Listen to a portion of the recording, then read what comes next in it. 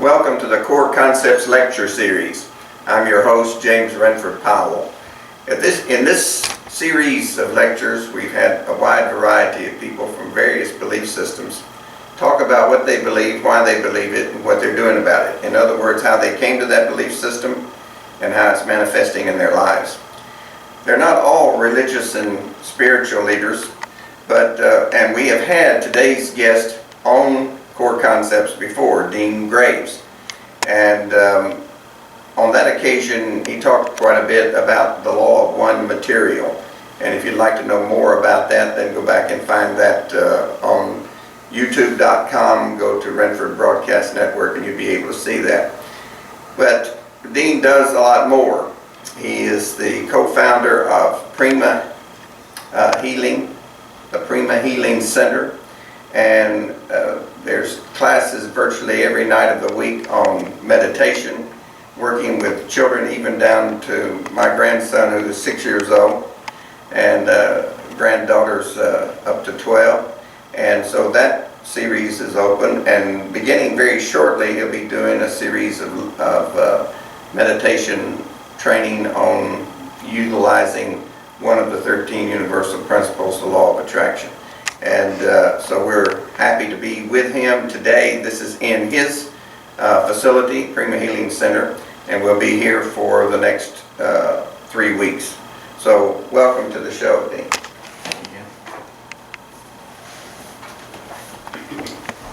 Hi, my name is Dean Graves, as Jim said, introduced.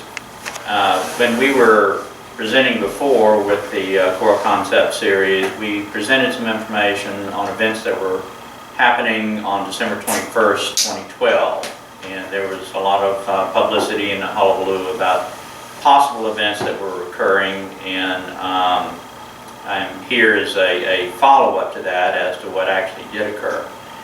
There were three significant events that were occurring simultaneously on December 21st, 2012. One was called the Singularity event, another was called the Shift, and the third was called the Harvest. Singularity event, just for brief review purposes, was an event that happens every 2.6 billion years. And what did occur is creation dissolved. Creation returned to the Creator completely. There was no physicality, there was no essence of creation beyond Earth, no creation period that was left. It was reformed after that brief visit with the Creator. And essentially what happens every 2.6 billion years, our perception prior, or still is, but prior to 2012, was that creation was expanding, the universe was expanding. What happens every 2.6 billion years is that process reverses. And if you think of the process as the Creator exhaling and inhaling, with that exhale and or inhale taking 2.6 billion years, you get an idea of what occurred. We are now on the inhale. So where our universe was perceived to be exhaling before, it is now inhaling, it is now on a contraction basis. This occurred, as it said, on December 21st. Physicality of observation is only just beginning, that there is something that is changed in the universe, but it will be physically evident in the not too distant future. The other event, one of the other events that occurred, was called the Shift, and what happened with the Shift was pertaining to our galaxy, most specifically to Earth. And what was determined by the powers that be prior to December 21st is the collective consciousness of the galaxy had fallen below where it needed to be. And so the Shift was an elevation of consciousness galaxy-wide, of which Earth is a part of that. And this shift energetically has been documented by NASA as occurring. Essentially what has been documented was an increase of energy emanating from the central point, which was referenced as the central sun of the galaxy, and incrementally is raising the consciousness of our entire galaxy. Another point also in talking about the changes to the to creation itself, the contraction of the universe and of creation itself also provides an increase in consciousness. So we're receiving an increase in consciousness incrementally from the contraction of creation. We're receiving an increase in consciousness from the galaxy itself. The Earth also, as part of the shift, ascended from third density to fourth density. So the Earth itself is actually in the level of consciousness that we are about to evolve to as a planet or as a third density experience. The other thing that is taking place, harvest. In every third density experience, which we are a third density experience, a third density experience has a time for it to evolve, and that time is approximately 76,000 years. That period of evolution ended in 1998, and since 1998 we have been under what is called a grace period. We've been carrying with us the energy of third density so as to provide the opportunity for more people to reach the criteria necessary to evolve to the next level of consciousness. We are in actually a second grace period. That grace period ended December 26, 2011. And so we are in a double overtime, you might say. That double overtime period ends August 6, 2013. The opportunity to attain the criteria necessary to graduate to the next level of consciousness will be over with August 6 of this year, 70, 60 some odd days from now, from the time that we're recording this. And what that means is the energy of third density essentially is turned off, and we will be living under the energy of fourth density, which is a significant difference, significantly higher energy than what third density experiences. We received, in order to accommodate this, the activation of 2 strands of DNA in May 6, 2012. We received 2 more strands of DNA that were activated December 21st, 2012. If we have reached the criteria to move on to the next level of consciousness, we will receive 2 more strands of DNA on August 7th, the day after August 6th. In other words, if you don't meet the criteria on August 6th, then you're not going to get the 2 additional strands of DNA.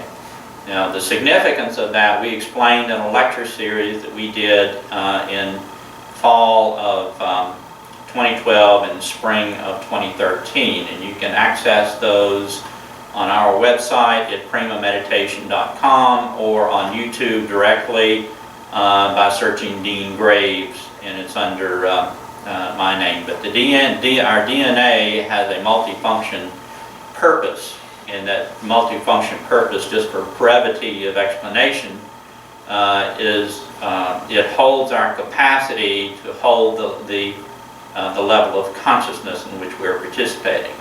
Third density level of consciousness ends with 24 strands of DNA activation, which we all have now.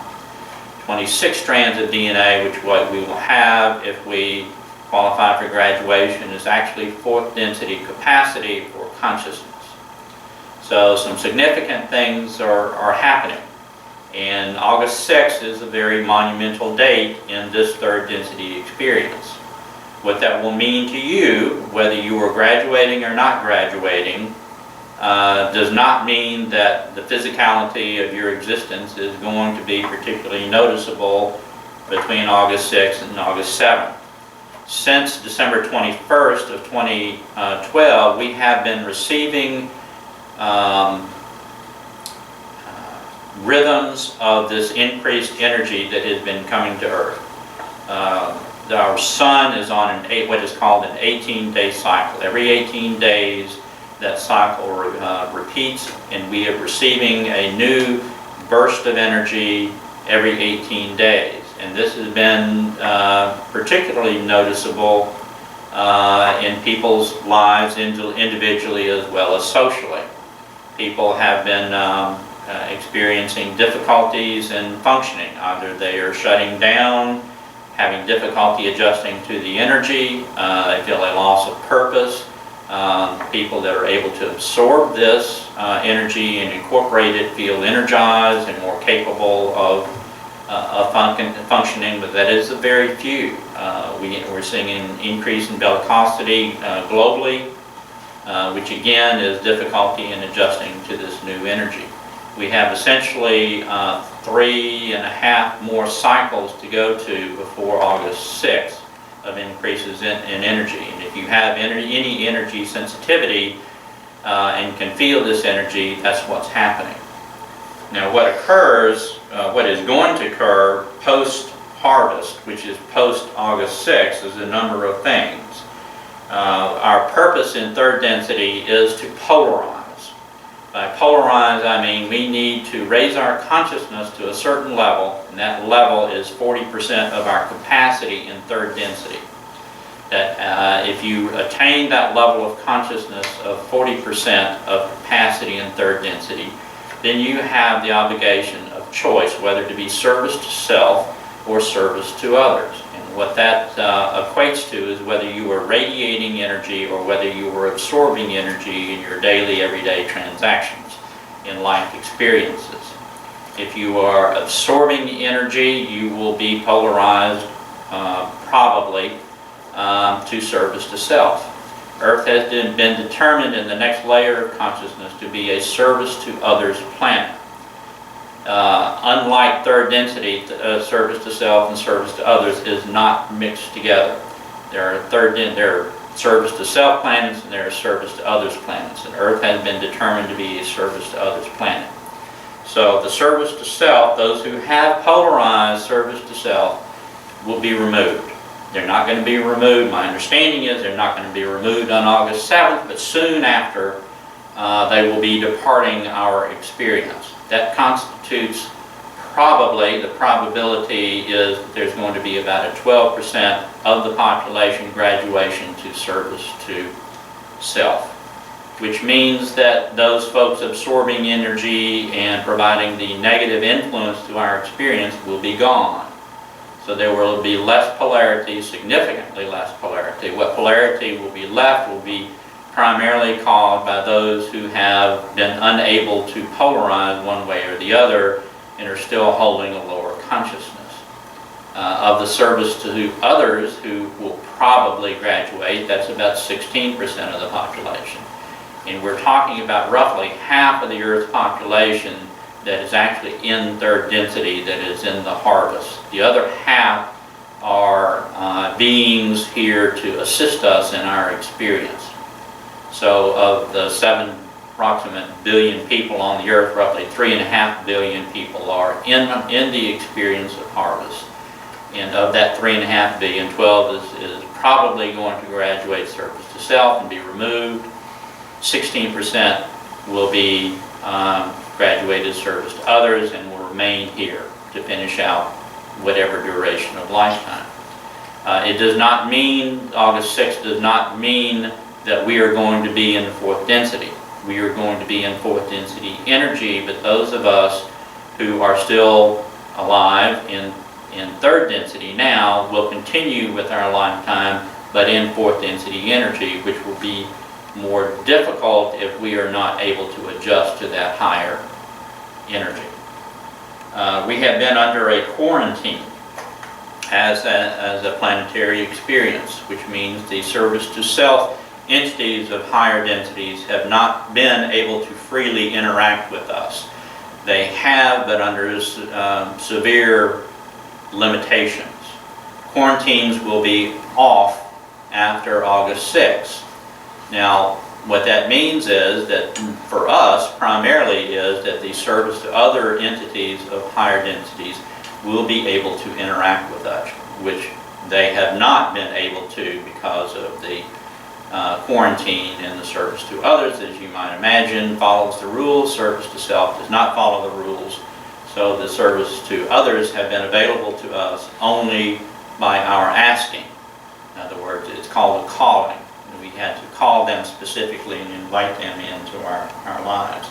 So the probability of interaction with what we are calling extraterrestrials and with UFOs will be greatly increased and probably become commonplace after the first few known interactions. There will be a shift in priority. Up until August 6th, the primary emphasis has been and will be on graduating third density entities to fourth density. As of August 6th, you don't have the opportunity to polarize and to graduate, so that emphasis shifts essentially to the children and to the conditions necessary to prepare the planet for a fourth density experience.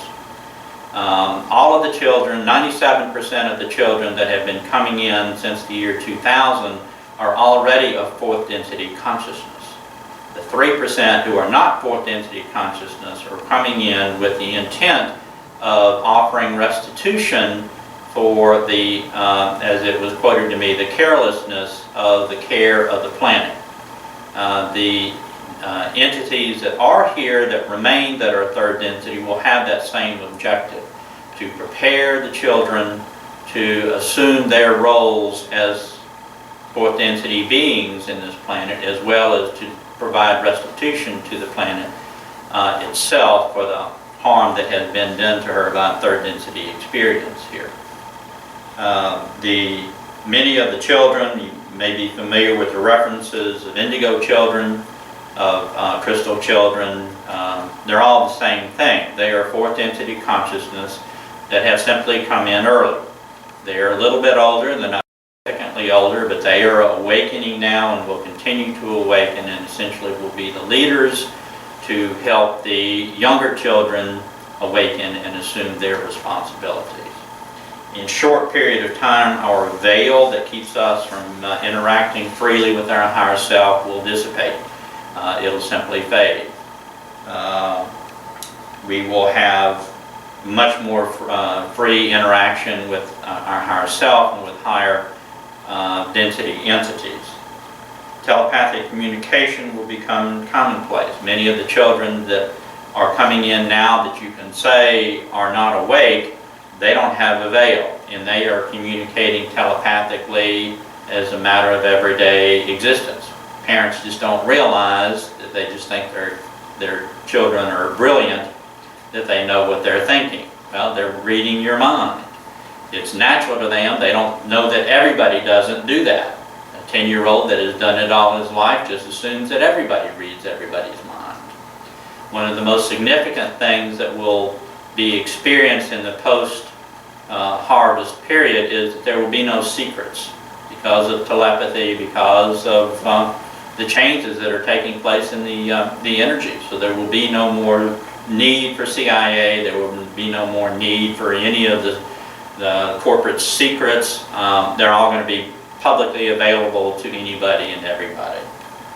A number of things. We will also experience a continuation of global climate changes, which will continue, for my understanding, approximately another 30 years, which will be a warming.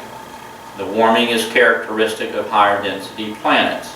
It's not anything we can stop. It's not anything that we want to stop. It is a natural process of the planet evolving to a higher level of consciousness. There will be also, to my understanding, significant geological changes that will take place over the next 30 years.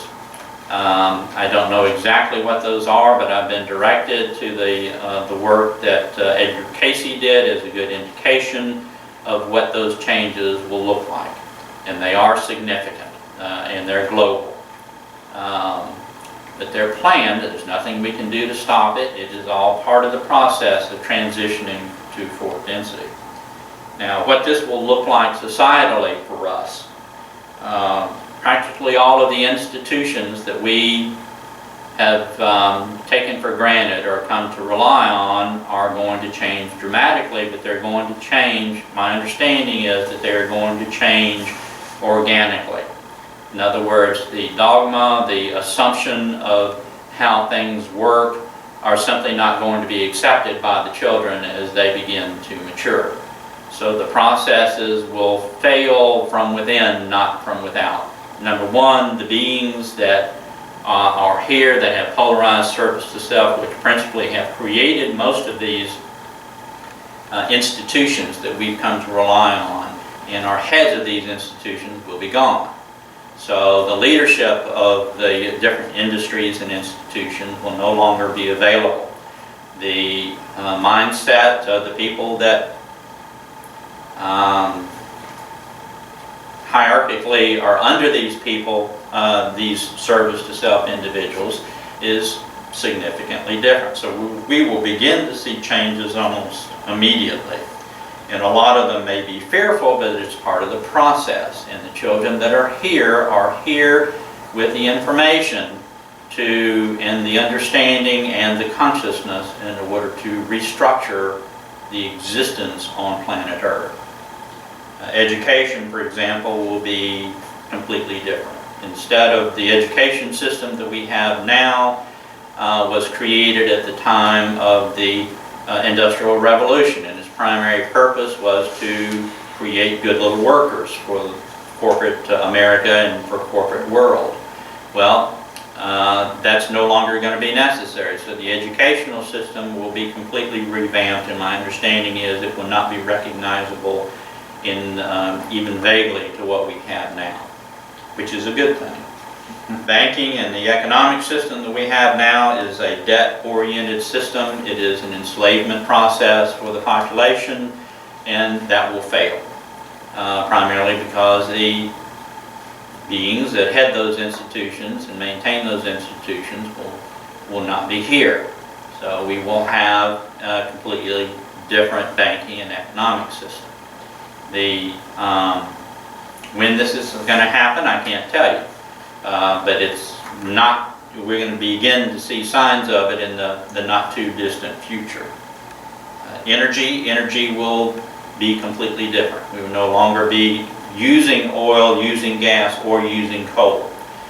Information has already come in, and a number of the indigo children have already been schooled in physics that our best physicists can't even conceive of. And so the children, and when I say children, I'm talking, late teens, early 20s, are dealing with physics and the opportunity or the know-how to create free energy systems for the world. We've already got that information available to us. Religion will all but disappear. There's no need for organized religion. It will be maintained, I'm sure, because of the needs of people's fear-based reactions to the changes that are taking place. But as far as the long-term existence of religion, it won't be in existence. The military, don't really need the military. The military primarily now serves the needs of corporations and the banking industry in order to maintain and expand their wealth. That won't be an objective anymore, so the military will be significantly reduced and not needed in its present form at all. Medicine will change dramatically. It essentially will become, in the not too distant future, a trauma care. People will still have accidents and get hurt, but people won't be sick anymore. We won't be experiencing the illnesses that are so commonplace today. When consciousness rises, healing automatically occurs. In fourth density, which fourth density will not appear for quite some period of time yet, but the energy of fourth density is here, and the opportunity for people to move towards that will be here. So there will be significantly less need for medicine, and that will be a declining need over the next several years. Agricultural will change, Monsanto will go away. that will significantly change and is going to be part of the challenges in order to feed the population, because we're going to have dramatic geological changes on the Earth, as well as a declining population. The population of Earth will significantly trend downwards. Fourth density planets are much more lightly populated than third density, particularly third density planets that are near the end of the cycle. Technology will be a challenge, and there will be inconveniences because the technology that we have now is inadequate to handle the energy and the needs of the transitioning fourth density planet. And so that will be one of the main efforts of expanding and developing technology so that it can accommodate the fourth density needs. Science will change dramatically. It will be nothing like we have now. All that we're working on now from a physics standpoint, primarily down through biology and chemistry and so forth, will be relatively speaking child's play, because the fourth density children that are here will have free access and communication with not only their higher self, but all of the higher density beings that are here to support us. And I don't want to say light years ahead of us, because that's a linear thought. Just the availability of information and resources that they have available to them is infinite. And that's essentially the picture of what's coming up in the next couple of months, and beginning to a 30-year transition into fourth density.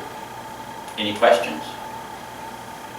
I'm wondering, with talking about technology, the internet has been such a levelizer, such a real democratization process in a way, because anybody can develop things there. I wonder how that kind of technology is likely to be affected, and if it will continue to grow as it has. Well, if you can communicate telepathically, and you don't need it. It'll exist for a number of years yet, until the population consciousness begins to kick in and start to rise. But once you get enough people communicating telepathically, there's no need for it. So there wouldn't be the need for entertainment or for research or for study once you can communicate telepathically. I mean, you still need to know what you want to look for, what you're telepathically, all you need to do is to think of the person that you want to communicate with and begin communicating with them. So it's not a matter of, signing in and sending them an email and they send you an email back. You just talk to them. If you're in the midst of doing research and you need to talk to Harry Wong in China, you just think Harry Wong in China and say, I'm working on this, what do you think of it? They're going to see through your eyes. So we've got to develop ourselves, we've got to raise our consciousness to that point. But yeah, the need for the internet, my perspective, my understanding is that it's going to be diminishing annually. Or at least transitioning to something that we can't conceive of. Right now. And so that would likely mean a very, very different educational structure. Universities and so forth are likely to also fade. Well, it's going to be completely different, because instead of suppressing creativity from kindergarten on up, it's going to enhance creativity. So the individual is going to be the concern rather than conformity to a system. And so the infinite amount of creativity offered by each student, by each child, can be shared worldwide telepathically. What do you reckon would be the occupation of the population of a planet that's moved into fourth density and that has passed these kind of things that have occupied so much of our time? What do you think that it would be like in terms of creativity and what they're wanting? What would they be doing? Well, the purpose and function of fourth density is entirely different from the purpose and function of third density. Number one, there are no secrets. Some of the benefits that you receive in fourth density is time is no longer linear. Time moves forward and backward. You also are able to access time-space at will. We live in space-time, so we perceive and are so attached to physical, so attached to space-time that we think that that's all there is. But when you're able to transition to time-space and time is no longer linear, you can go anywhere, anytime, and do anything. Now the purpose of fourth density, we are learning love and compassion in third density, and the amount or the degree to which we learn that really is the criteria whether we graduate to fourth density or not. Fourth density, the first portion of it, is continuing to learn those lessons of love and compassion.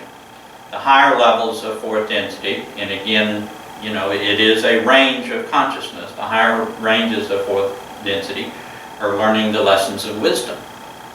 So, and they are all intermingled. We are forming social memory complexes. We are through the learning of love and compassion and the learning of wisdom. So what we are doing is, to a large degree, assisting third density experiences to move through their learning process. And we continue to experience life that was created in third density, but only on a temporary basis. In other words, we kind of pop in and we pop out. We pop in, have the experience that we needed, and then leave. We don't live the whole lifetime, but we're moving from space-time to time-space. So we zip back into space-time, get what we needed, move back to time-space, and go on to the next thing. It's completely different from third density, and is very difficult to explain, as well as very difficult to conceive of. Whether it's the Earth or another planet that is fully functioning fourth dimension. Fourth density, which is different from fourth dimension. I meant to say density. Fourth density. What is your understanding of the purpose of that planet? I mean, and we're going to be missionaries to other planets? I mean, what is the mission of that? That's part of the function, to be missionaries to third density planets. And again, it's a lot of intervening information to explain this, but fourth density is part of an energy stream from sixth density, from seventh density. So fourth density is a level of consciousness that provides a service at that level of consciousness. A large part of that service is to guide and instruct third density planets. Illustrations or examples that people may be familiar with, Bashar, Abraham, are fourth density entities that are providing information through channeling and guidance through channeling. It's part of their function. There are many others. Seth is a fourth density entity. So depending on the third density experience that they're working with depends on the type of guidance or the type of information and interaction that they have. Third density experiences are not all the same. We are a very difficult third density experience. We are very quarantined. We are isolated in our perspectives of how we fit into the universe. Other third density experiences are not isolated at all. They don't have a veil. They know that they are the part of the Creator. So the nature of their experience is entirely different. So you can't really say that fourth density provides this particular function, because depending on the third density experience they're working with, what they would provide would be different. Now, for the benefit of those who have not been in the lecture series, they can go to your YouTube site, Dean Graves, and get caught up on that. Yes. Right. And they can learn about what the fifth density and sixth density and so forth is, because we're not really covering that. And could you, for the benefit, also, what is the difference? We just touched on it there between dimension and density. What are you defining that? Densities are levels of consciousness, and there are 8 densities. First density is what we would associate with inorganic matter. Second density is what we would associate with organic matter. It's a little bit more complicated than that for purposes of understanding. That's a simple way of looking at it. We, first level of self-awareness, are third density. Fourth density is above us. Fifth density, again, is above that. Sixth density is actually the creators of our third density experience. That we are of sixth density energy, and other sixth density energy not only creates the earth experience, but they install its energy into the lower densities to follow the evolutionary process, and it is their energy. So they've actually invested their energy in us. We are of their energy. That's who our higher self is. Our higher self has invested its energy, all sixth density, into us, and we are part of our higher self. Everything that we experience, they experience simultaneously, just at a higher level of consciousness. Seventh density holds the consciousness. They hold the consciousness construct of our experience. Their process of visioning Earth holds Earth together. Has nothing to do with the attraction of atoms and molecules and all that stuff to create gravity.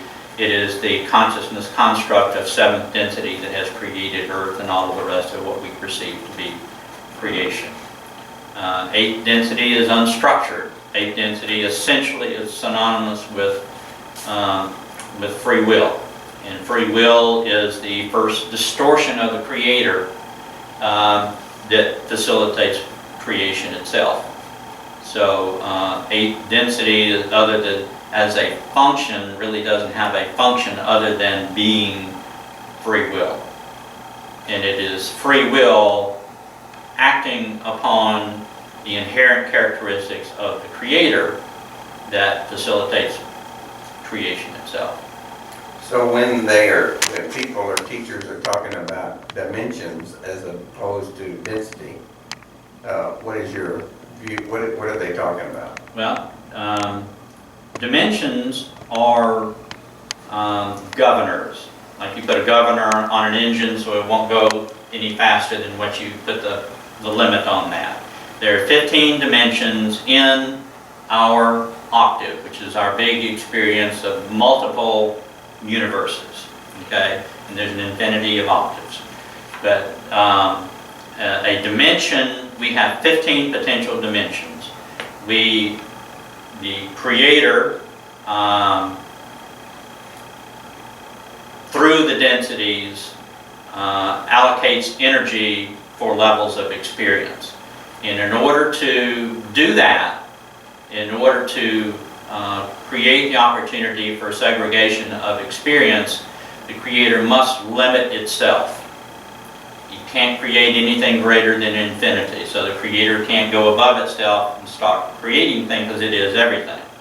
So the only way for the creator to know itself is to put limitations and experience mineness. And so dimensions are those governors. For example, seventh density has access to all 15 dimensions. Sixth density has access to 8 dimensions. Fifth density has access to, I think it's 6. 5, 3, 5, 6. No, we have access to 4. Okay, we get 2 more at fourth density. It's easy for me to go from bottom up and count and subtracting backwards. In fourth density, we will have access to 6 dimensions. The time, going back and forth in time that I told you about, and the 6th dimension is our capacity to go into the 0 dimension, which is time-space. We can go into and out of time-space. In fifth density, we'll have access to 7 dimensions, and that is another time dimension that we will get. And then 6th density has access to 8, which that is, we get the 5th density time and another 6th density space dimension. Okay? Which 6th density is unity. It is, we are light beings. We know that we are part of the Creator. And we are the functional aspect of 7th density. Just as we are a functional aspect of 6th density, 6th density is the last or the first functional aspect of 7th density. So in other words, 6th density, in the way that it was illustrated to me, if you picture all of creation as a huge bubble, and as a huge lighted bubble that you can see into and see all that's going around. 6th density is the last density that is in the bubble. They're actually doing the creating and the guidance and all of that stuff. 7th density is outside of the bubble and observing the actions of 6th density and all of the densities within the bubble. I know that we have a time dimension here as well, and it's been limited. But I wanted to get in as much as possible from that series of lectures there. And you've done a good job of covering a good big portion of that. But in defining the dimension a little bit more, does that have to do primarily with vibratory rate? Everything is energy, everything is vibratory rate. There is nothing that is material. There is no mass, there are no particles, there is nothing other than energy and vibration. If you consider the concept of string theory reduces the concept down to just vibrating strings of energy. Well, the part that they haven't gotten to yet is there's vibration and there's a string. That's the first dimension. That's as far as they've gone. They haven't gone past the first dimension. There is a 0 dimension that is beyond that. Questions, please. I have one or two. I took the course on string dimension about 2002 at UC Santa Barbara, and I think it's now gone way beyond that. I've forgotten a little bit about it, but I do have a question about, are there any archaic groups or civilizations that are already and maybe have been already functioning? Of course, As 4th density? yeah, as 4th density. But I was thinking, of course, my son believes, and a couple of sons do, that the aliens have been here and helping us for a long time, that they're positive ones.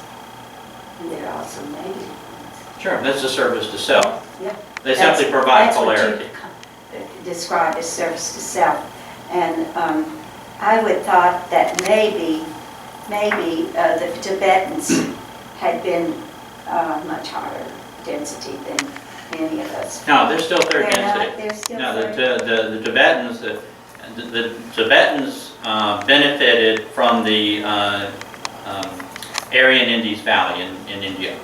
And the areas in these valleys, after Atlantis destroyed itself, Atlantis was extremely polarized.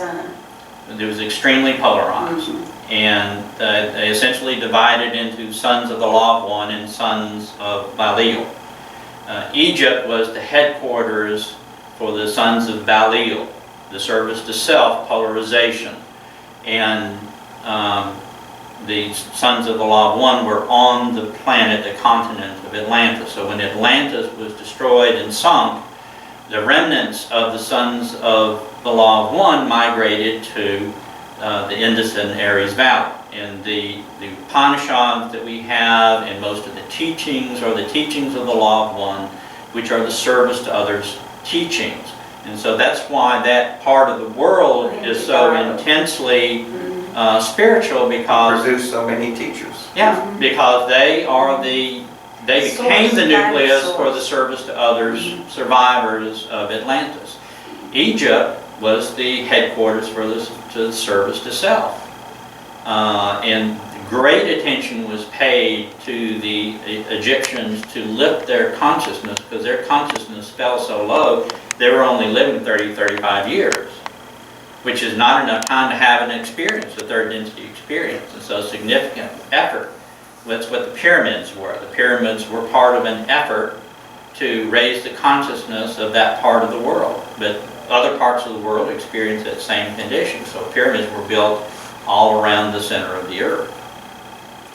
Is there any has there been any shift in say geologically in other parts of, in other words, from the Indus Valley there, has that center for service to others moved anywhere else, or is it still basically headquartered there or centered No, there? it's just the headquarters. It's a very high consciousness there because, you know, the consciousness It's rubs so off.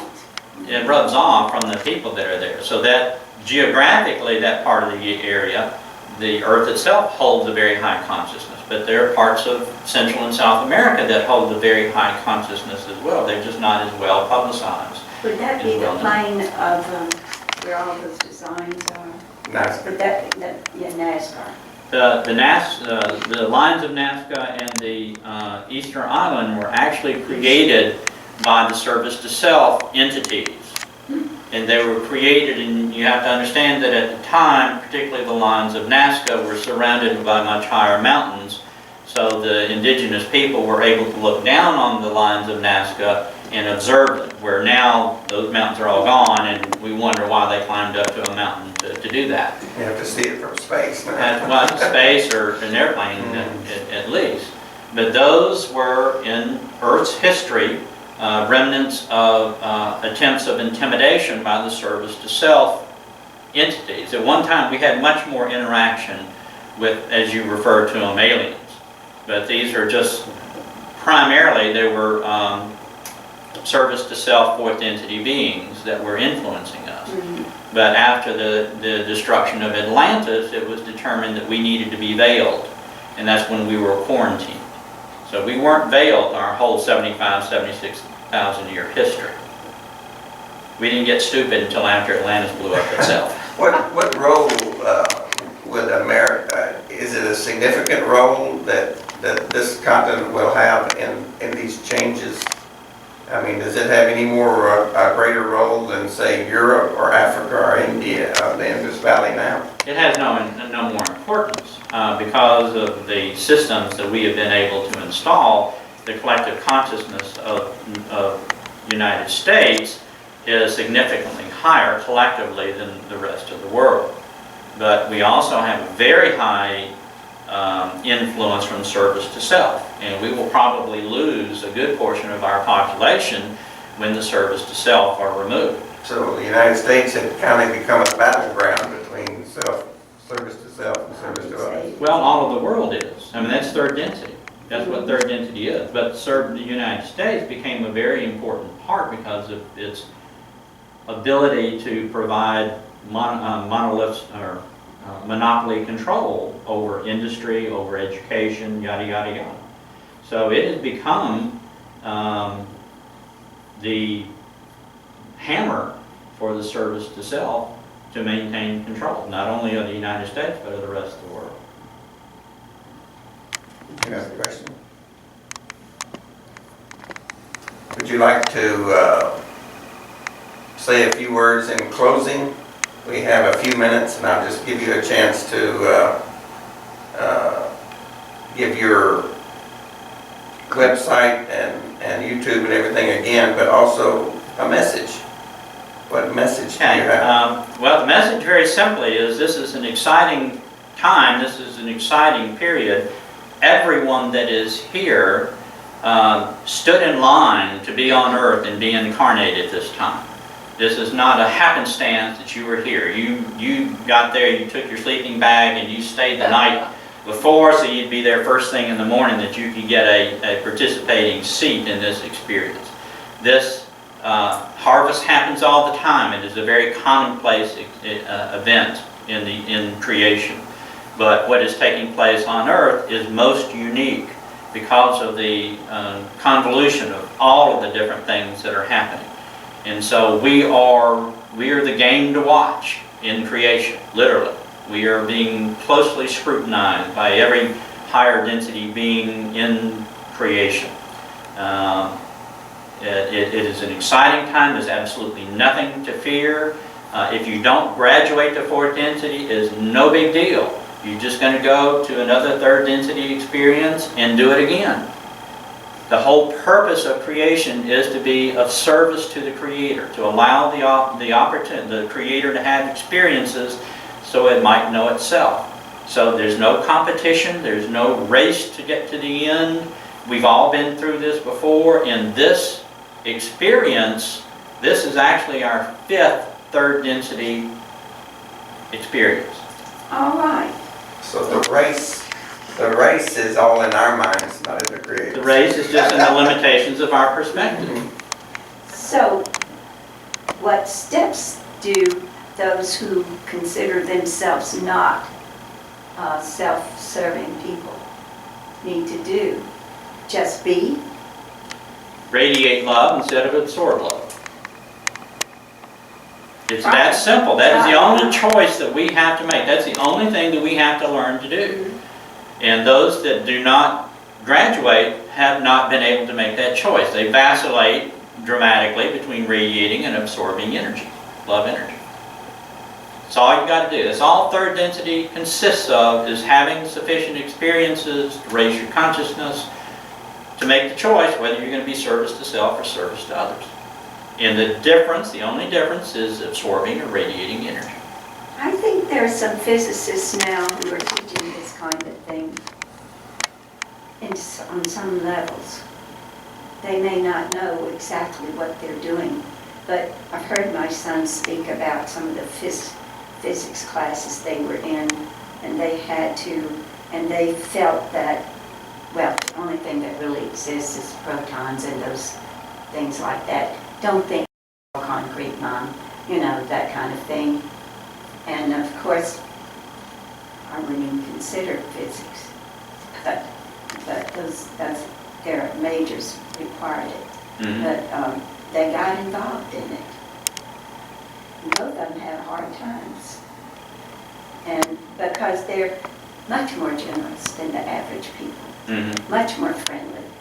And my daughter's now saying, I'm not going to smile so much. I'm attracting people that think I'm easy, because she used to work for aircraft blocking. I'm attracting people who are trying to take advantage of me, and I have to fight, and I don't want to do that. Well, Dean has talked about the fact that just because one is service to service to others, and is moving in the toward that fourth density, doesn't mean that times are easy. In fact, it can be even rougher on them. Absolutely. Yeah. Yeah, it's a lot rougher than in my father's generation, I think.